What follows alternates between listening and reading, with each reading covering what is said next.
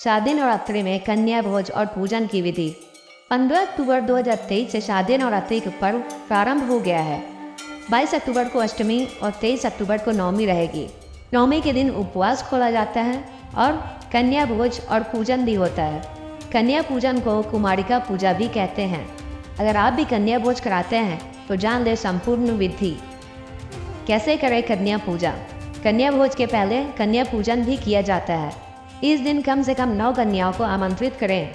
धार्मिक मान्यता के अनुसार 2 से 10 वर्ष की आयु की कन्या कुमारी पूजा के लिए उपयुक्त होती है। सभी कन्याओं को कुश के आसन पर या लकड़ी के पाट पर बैठाकर उनके पैरों को पानी या दूध से धोएं। फिर पैर धोने के बाद उनके पैरों में महावार लगाकर उनका श्रृंगार करें।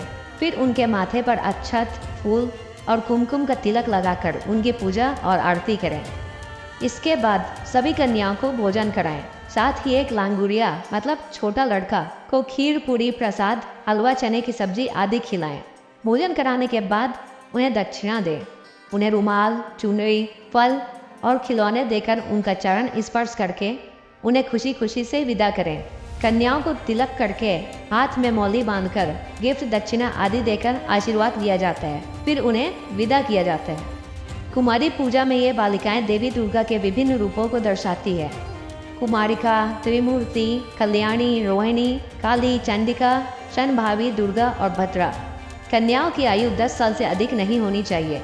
2 साल की कन्या कुमारी को पूजने से धन, 3 साल की त्रिमूर्ति को पूजने से धान्य, 4 साल की कल्याणी को पूजने से सुख, 5 साल की रोहिणी को पूजने से सफलता, 6 साल की कालिका को पूजने से यश, 7 साल की चंडिका को पूजने से समृद्धि, 8 साल की सांभवी को पूजने से पराक्रम, 9 साल की दुर्गा को पूजने से वैभव और 10 साल की कन्या सुभद्रा को पूजने से सौभाग्य की प्राप्ति होती है।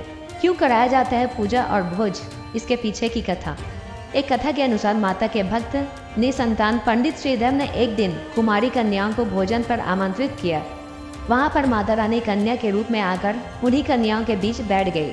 सभी कन्याएं तो भोजन करने चले गई, परंतु माता रानी वहीं बैठी रही।